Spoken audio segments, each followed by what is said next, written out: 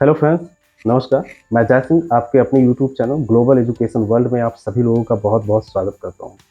Friends, आज के lecture में हम राजनीति शास्त्र से संबंधित पॉलिटी और कॉन्स्टिट्यूशन को कवर कर रहे हैं और ये समझने की कोशिश कर रहे हैं कि इसके कॉन्सेप्ट में क्या है और कैसे हमारे लिए हेल्पफुल साबित हो सकता है आने वाले क्लासेस में। तो फ्रेंड्स, रही बात कॉन्सेप्ट की, तो आप कॉन्सेप्ट को समझने की कोशिश करिए और अगर आप हमारे क्लासेस को देख रहे हैं तो कम से कम आप एक कलम और एक कॉपी लेकर बैठें। जिस तरह से मैं लेक्चर को कंप्लीट करवाता जा रहा हूँ, ठीक उसी प्रकार से आप लेक्चर को लिखते भी चलिए। फ्रेंड्स, यहाँ पर अब बात करते हैं कि संविधान क्या है और इसका उद्देश्य क्या है। तो फ्रेंड्स, संविधान उन प्रावधानों, नियमों, कानूनों का एक ऐसा संग्रह वाला दस्तावेज है जिसके माध्यम से किसी देश का शासन चलाया जाता है।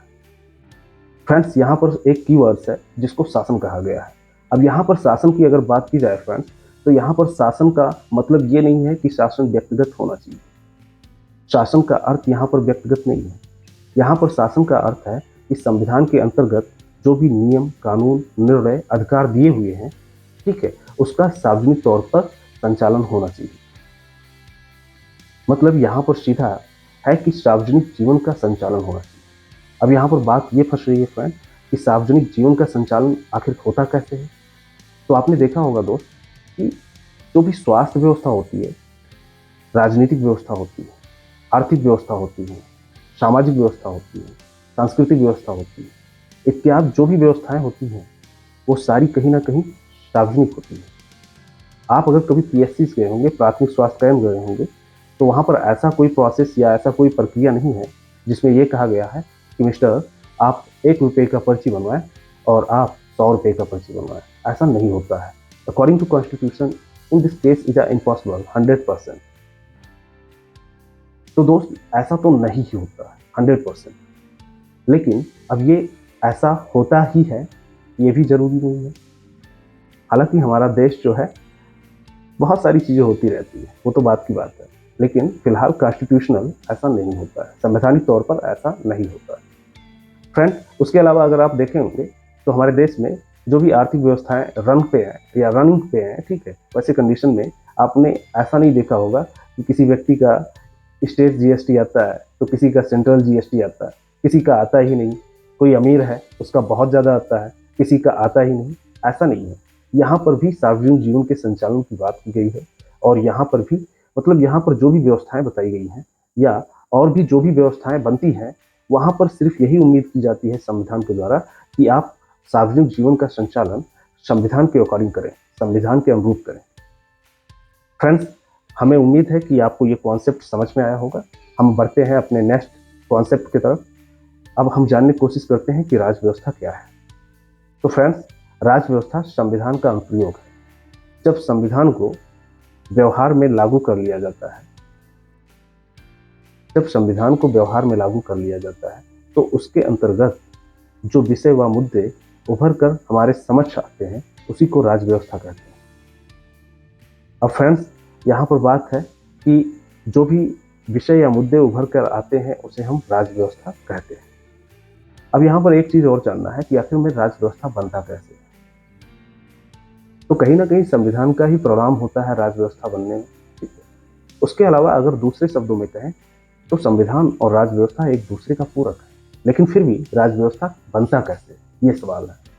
तो फ्रेंड्स, राज व्यवस्था बनने में जिन मूलभूत कारकों का योगदान होता है उसमें 3 मूलभूत कारक हैं।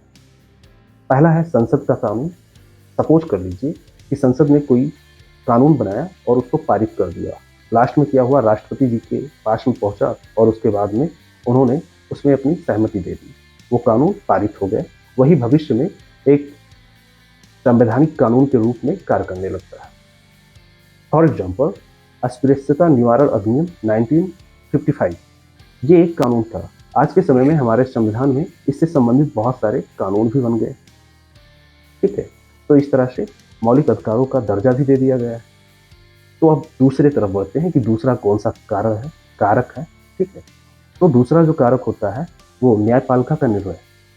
आपने देखा होगा कि बहुत सारे ऐसे फैसले होते हैं सुप्रीम कोर्ट के द्वारा, ठीक है, जो सुप्रीम कोर्ट फैसला दे देता है, उसके पश्चात क्या होता है, वो हमारे कानून का एक बेहद इम्पोर्टेंट हिस्सा बन जाता है और वो हमारे संविधान में सम्मिलित कर लिया जाता है।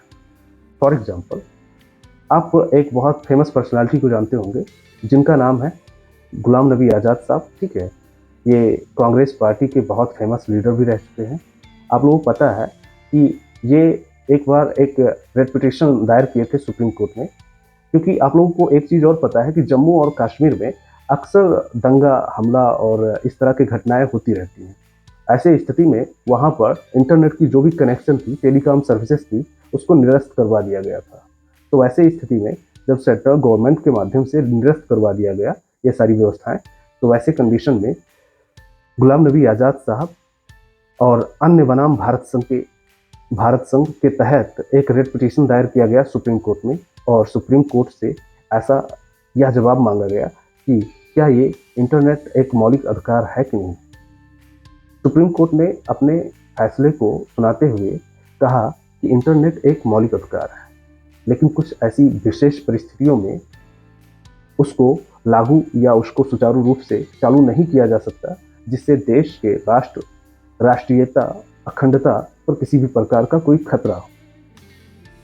तो इस तरह से मौलिक अधिकार ही बताया गया, लेकिन कुछ विषम परिस्थितियों में निरस्त भी किया जा सकता है।